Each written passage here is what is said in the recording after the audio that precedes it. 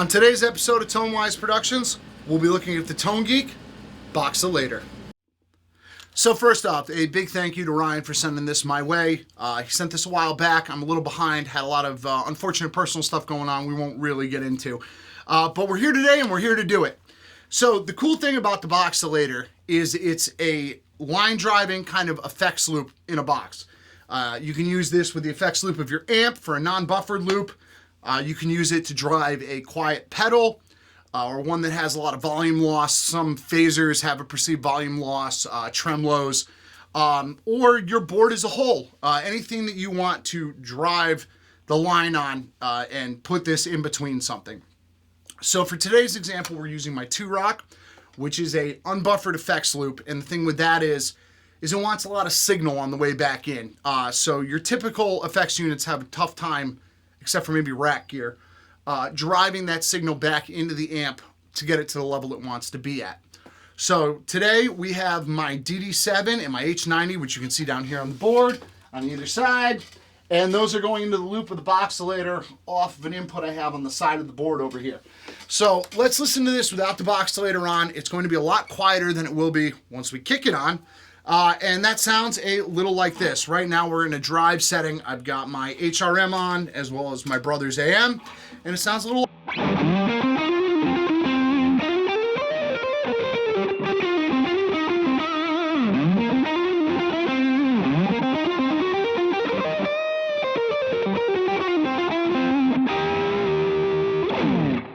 Now, once we kick this on, things will really get cooking.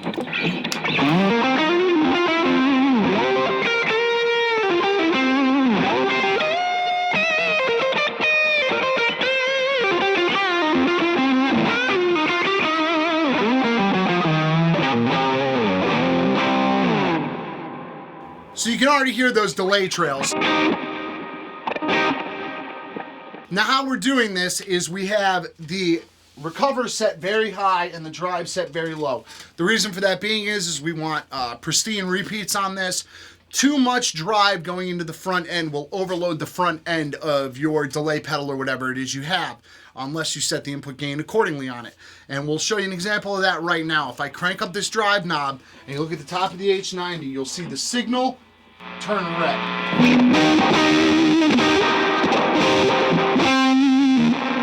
So those red blinking lights up there are showing you that the signal's being overloaded into it, and which is what we want to avoid.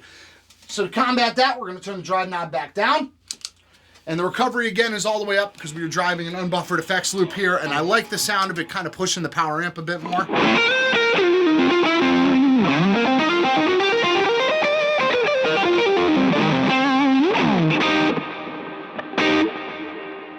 We also have a recover boost function here. And with the recover boost function, we can add extra volume into that signal driving forward. So think of it as an overall kind of volume for everything.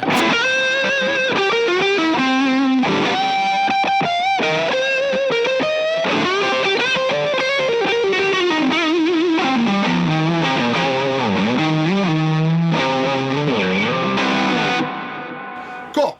So now we're going to take a look at this. I'm going to use it to drive my board as a whole, but we're really going to focus on the Univibe on this board.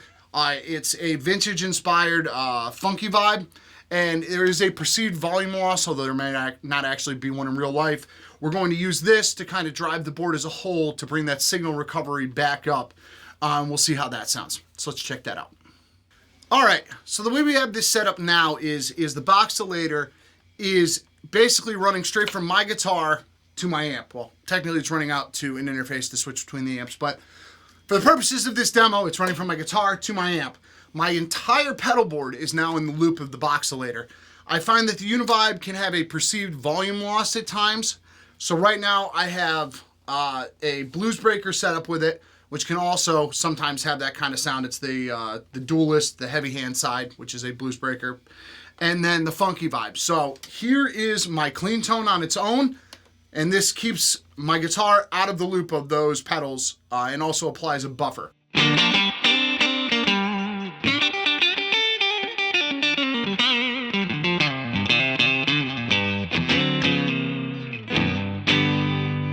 Now we'll kick the box-a-lator on.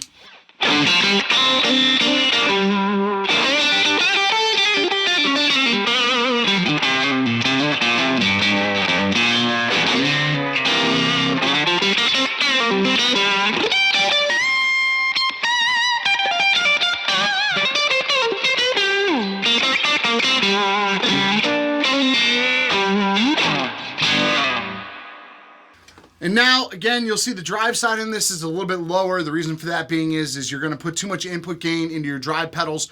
We can add a bit more and actually create a bit more distortion by loading the front end of our pedals, which is a really cool thing if you want to do that.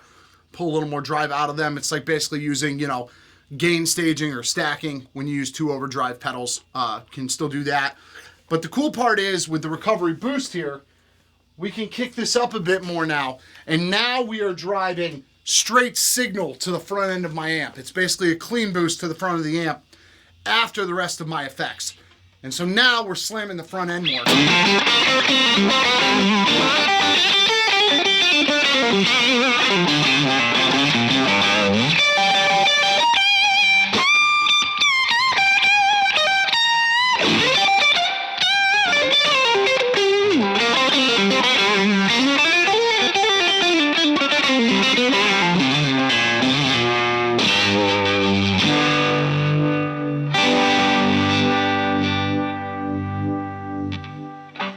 So yeah, a fantastically great utility pedal, especially great for anybody running like a dumble style or any other amp without a buffered effects loop.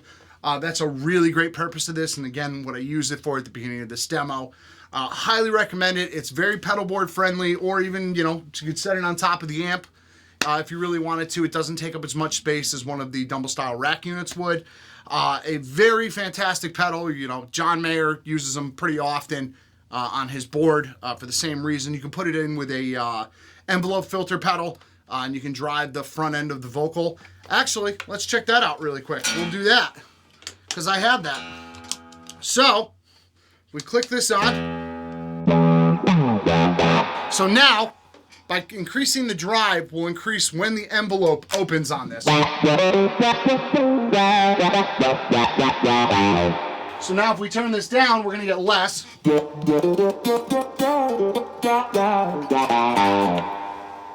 Even less. Almost nothing there. Now if we really bring it up.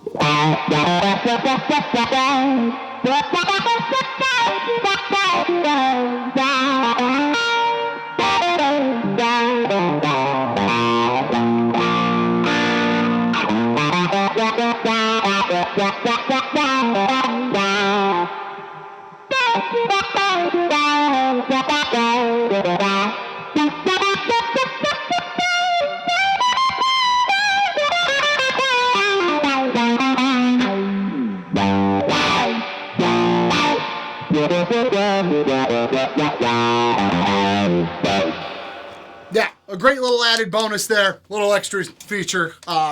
Really cool to drive an envelope filter if you want to stick just that in a loop. You'll be able to get more of the vocal sound from it by increasing the amount of input gain that sees, thus allowing the envelope to open and close far easier. So yeah, that's been a quick look at the box-a-lator by Tone Geek. Again, big shout out to Ryan. Thank you for his patience. Thank you for his friendship. And until next time, this has been Tone Productions.